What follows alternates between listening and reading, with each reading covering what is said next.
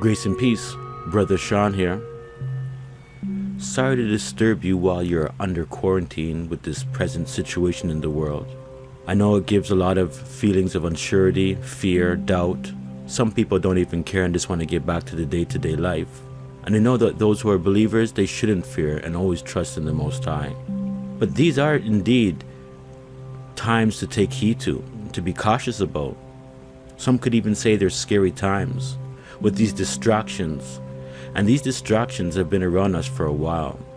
Now you might think I'm talking about what's going on with the big C, but no. I'm talking about the internet. You know, the big know-it-all internet. It's got our attention. And I'm sure even by now, we don't even want the internet to go away because it gives us so much knowledge, right? But we gotta be careful. We gotta just look at what's really going on. We know already about these conspiracies about what the internet's about and collecting all the information so that the adversary could be like the Most High and try to know everything about human beings and their ins and outs. And this new wave of internet and cell phone use and social media, it's not just no young people thing. Oh no, it's not. Everybody's catching the wave.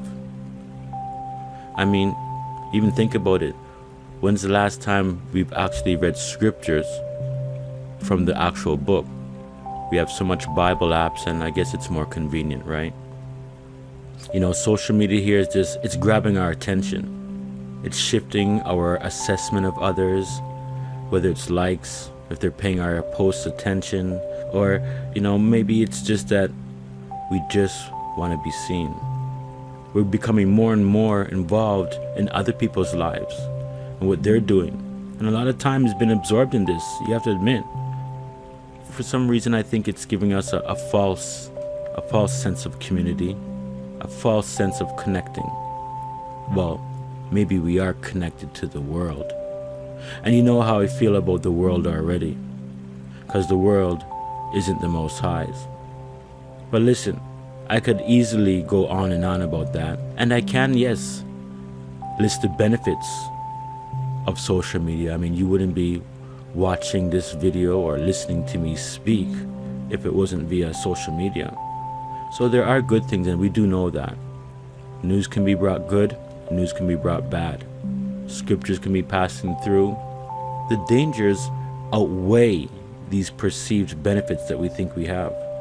It's keeping us more involved in the World Wide Web, keeping us trapped and stuck to the web, keeping us trapped mentally, changing how we think, changing our spirituality. It even deceives us into overlooking ourselves and what we have to do. And we start focusing on other things. I mean, how many hours, we can almost start putting them into days and weeks, have we spent searching aimlessly things that really have no profit, and I bet you can't even remember all of them. But this is what's going on. There's an attachment to the world. There's an attachment to you and your phone. And you've heard this before. And I think we're caught up into the deception of feeling good about our contribution to social media and at the same time validate our worth. And our value is based upon, you know, the responses that we get back from the internet. We're all experts with Google and YouTube, and we're all almost practically, and let's just say it, we're addicted to our phones. We are. We talk about how everybody else is. You can talk about how when you look on the road that everybody's looking in their phone. Meanwhile, that's just their moment and we have our own moments. This thing is addictive. Why so addictive? Well, you know the adversary, he's known as the prince of the power of the air. And you know our carnal nature, we want things now. We live in a world and an understanding of the knowledge of good and evil. So we crave knowledge. This internet has entertained us, and many of us can't even go without it. Even though entertainment on the internet, it seems to be the soup of the day, but you know what's coming along with this? A nice big side dish of well-cooked confusion and a whole heap of vanity gravy right on the side there with some myself and peace. It's just a whole bunch of self-centeredness is going on, and a falsehood of what the world really is. Indeed, this is a great trap. It's an internet. I know, you've heard people speak about this before, and I've been harping on it for a while too. But have you been checking your behavior, yourself, during these times? You might actually have a little bit more time to yourself to really do those things that you said you wanted to do when you were really caught up in the rat race. And I mean, taking a look around, it was really quiet for a while. Things did slow down. People did have to stay in their homes. Families had to see each other a little bit longer. Spouses had to deal with each other. Things were kind of settling down. People were saying, you know what? Let's take it easy, keep ourselves together. Let's get closer to the Most High. And these are good things. I'm just wondering how long they're going to last. But I'm not only speaking about how long they're going to last, I want to let you know that there's an effect, though, with all the things that I just said previous to what's going on. So pay attention to the distractions and figure out what boredom means to you when you say you're bored. What are the interests that have been kind of plaguing you a bit? I know, interests that are plaguing. What's your search history like? See, this leads me to a topic that's very important. The Sabbath day. And no, I'm not going to be talking about what day is the Sabbath, because this message is for those people who know when the Sabbath is. It's the 7th day. And I'm not going to talk about whether you have a 12-hour Sabbath or a 24-hour Sabbath. For me, I'm a 24-hour Sabbath keeper, and I understand the controversy. Remember the Sabbath to keep it holy. This is going to be a little bit different, and I want you to see it. And although the Sabbath is a rest, it's not supposed to be a day of idleness. Jah set it apart for doing his sanctified, holy work.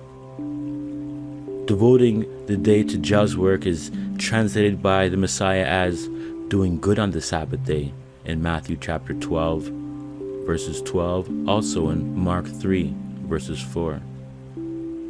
It's lawful to do Jah's goodness on the Sabbath day. And I think the Sabbath day inquires, Jah's work as being, teaching his word, studying his word, preaching his word, doing anything that's within the Holy Scriptures. You could be visiting the sick, helping the aged, of course resting, checking those in jail, dealing with the lowly, the lonely, those who need healing. It's a time for prayer, to take it easy and to put yourself out of the picture. You have 6 days for yourself, the Most High says. So don't be too selfish. And when I'm talking about being too selfish, I'm talking about the Sabbath day and your cell phone. That's what I want to talk about. Social media and the Sabbath day. Is this thing causing us to pollute the Sabbath and defile it, even though we know what it is? I mentioned a few activities that are doing good on the Sabbath day. And some people, like the Pharisees, didn't understand this fine distinction between doing one's own work and engaging in one's own pleasure and business, as opposed to doing the Most High's work. But the Messiah knew this. Very important times. And I know a lot of opinions have been spoken about how to keep the Sabbath. And I don't want to add to the confusion, but to help make straight the paths to dwell in. And each believer will need to learn for themselves how to keep the Sabbath day holy. But be sure to go by the scriptural standard, using the Messiah's words, using every word of the Most High, and ask for the Spirit. I want you to, as I talk about these things, each believer to examine this issue carefully within yourself in order to help others. And learn for yourself. And don't let social media, your lifestyle, your stubbornness, your addiction to the phone impede you and take away your eternal life. Because really, if you ignore these facts, you can be polluting the Sabbath day and thinking that it's just okay with your cell phone and your social media use.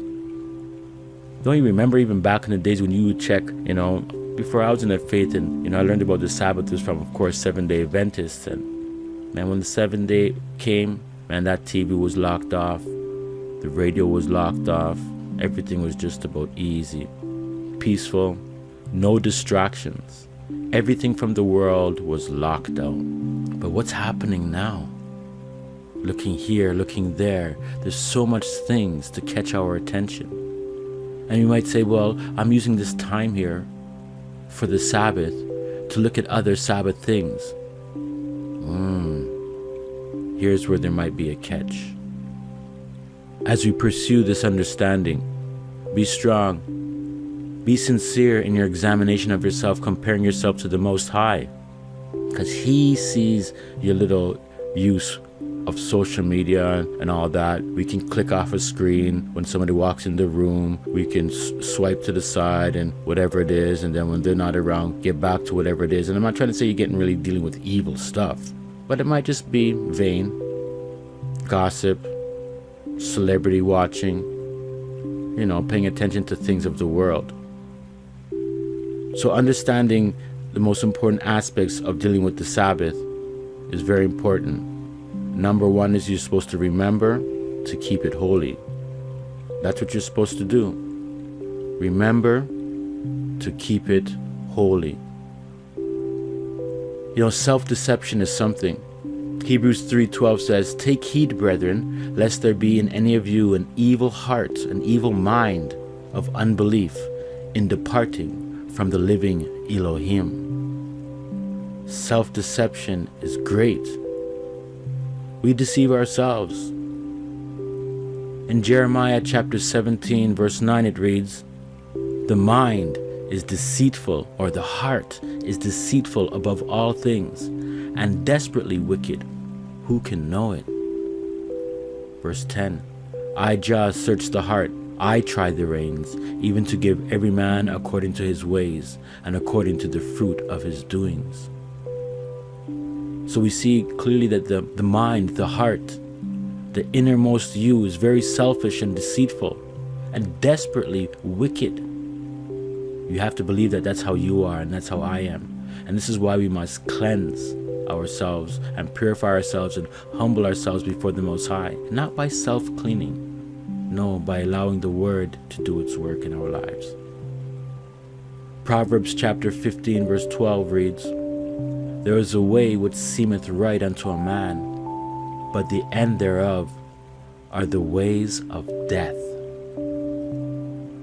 This can be a very scary thing because this is letting us know from Solomon, the wisest man, sometimes we're doing things and moving off of our feelings or whatever it might be, and we think it's all right, but not even really looking properly, and in the ends, it's really wicked and evil, and it leads to death. And this is not just flippantly not paying attention and being blindly ignorant. This is actually thinking you're doing something right, or you're acting upon feelings that are not good feelings, but they're evil feelings. But you think they're good, and that's how you move. This is why we have to be careful, because the deception is worldwide.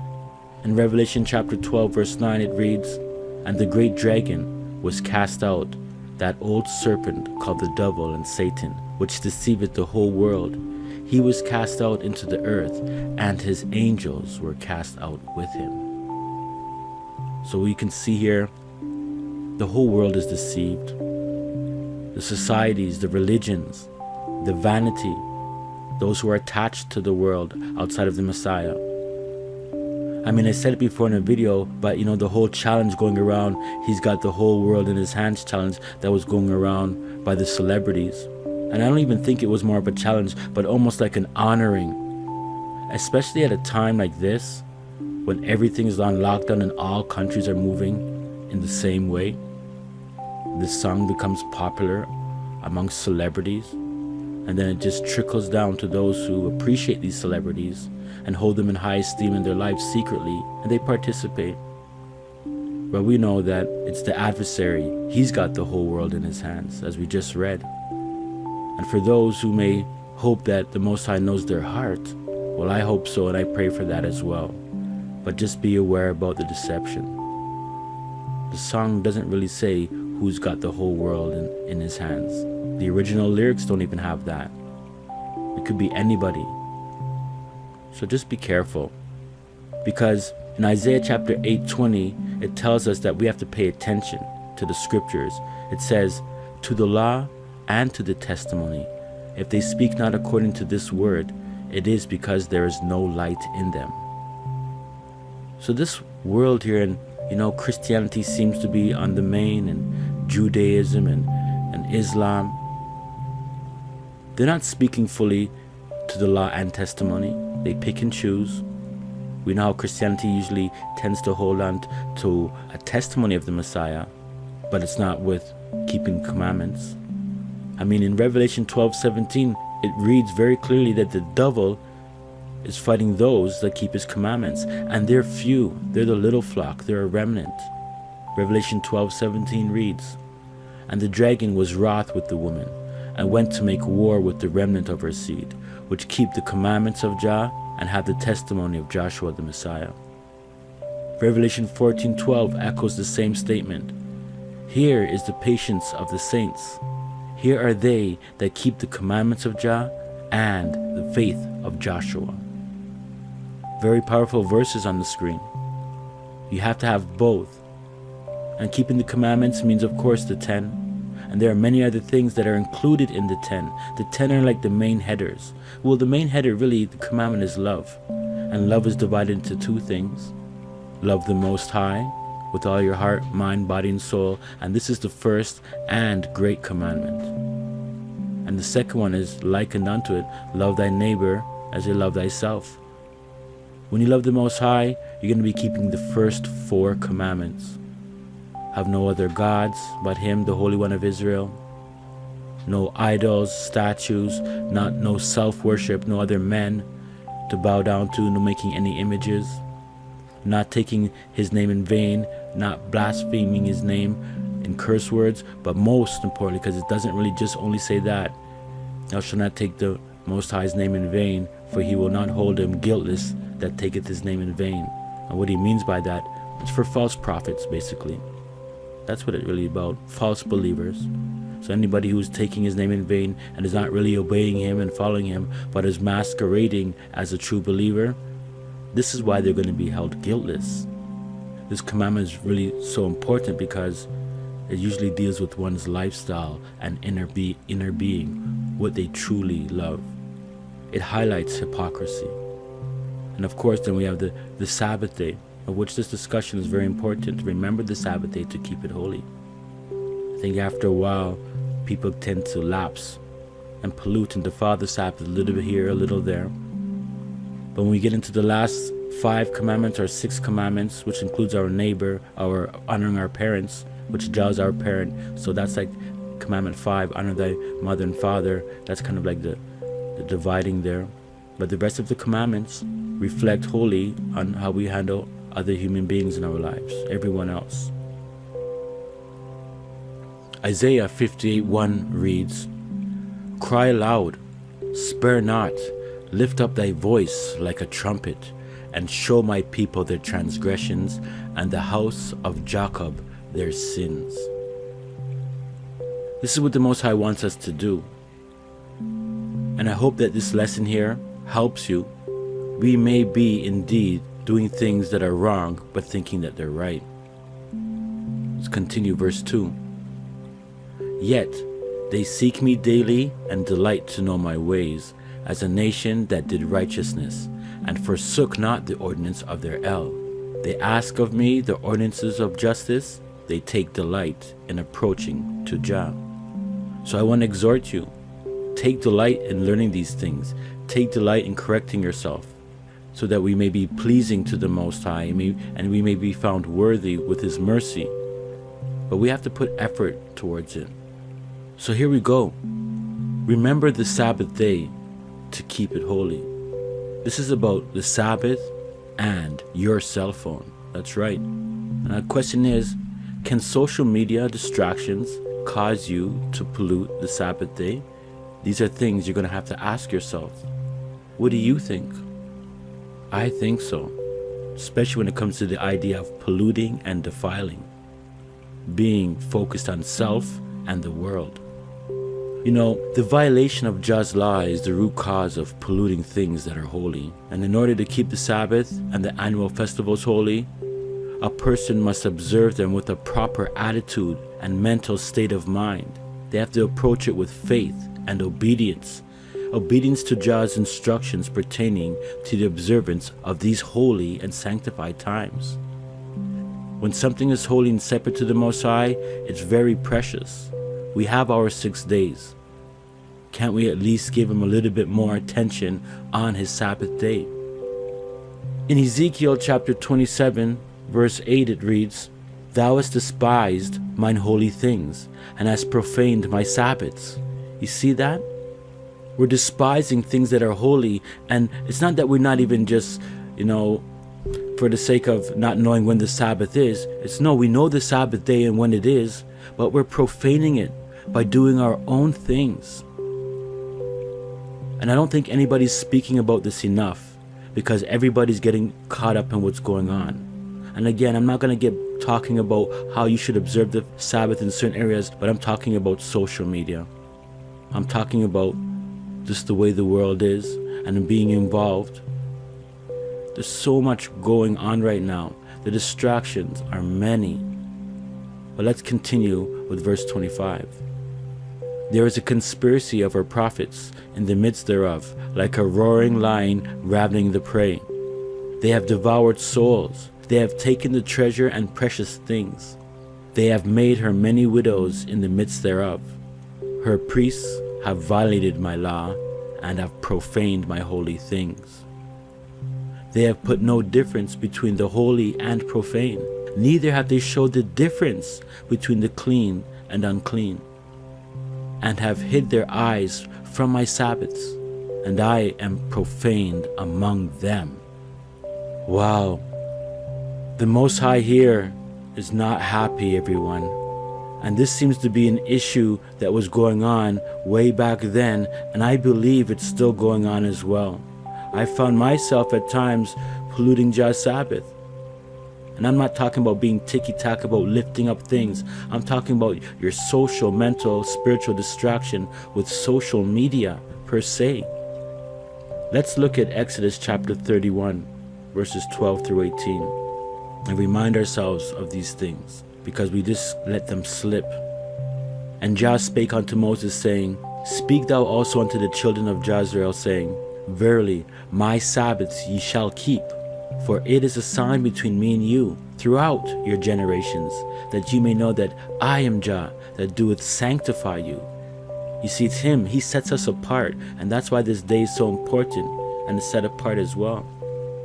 "Ye shall keep the Sabbath therefore, for it is holy unto you. Every one that defileth it shall surely be put to death. For whosoever doeth any work therein, that soul shall be cut off from among his people." So we see here words like defile, being holy unto us, because it's holy unto him. It's a day that should not be defiled. And it gives the strong words of shall surely be put to death. Whosoever, it says, doeth any work. This should put fear in us. Verse 15. 6 days may work be done, but in the 7th is the Sabbath of rest, holy to Jah. Whosoever doeth any work in the Sabbath day, he shall surely be put to death. So we see it's holy to Jah, as it is also in verse 14, it's holy unto us, because we're a part of him and his family. Verse 16. "Wherefore the children of Israel shall keep the Sabbath, to observe the Sabbath throughout their generations for a perpetual covenant." Verse 18. "And he gave unto Moses, when he had made an end of communing with him upon Mount Sinai, 2 tables of testimony, tables of stone, written with the finger of Elohim." Wow, what a beautiful set of verses. Written in stone with his finger. That means he means it. I don't know how much more clearer it can get than that. The Sabbath and the Sabbath days are a sign. They sanctify us to the Most High. We can't defile it. It's holy for us and the Most High. If we do, we're cut off, and death is the punishment, eternal death.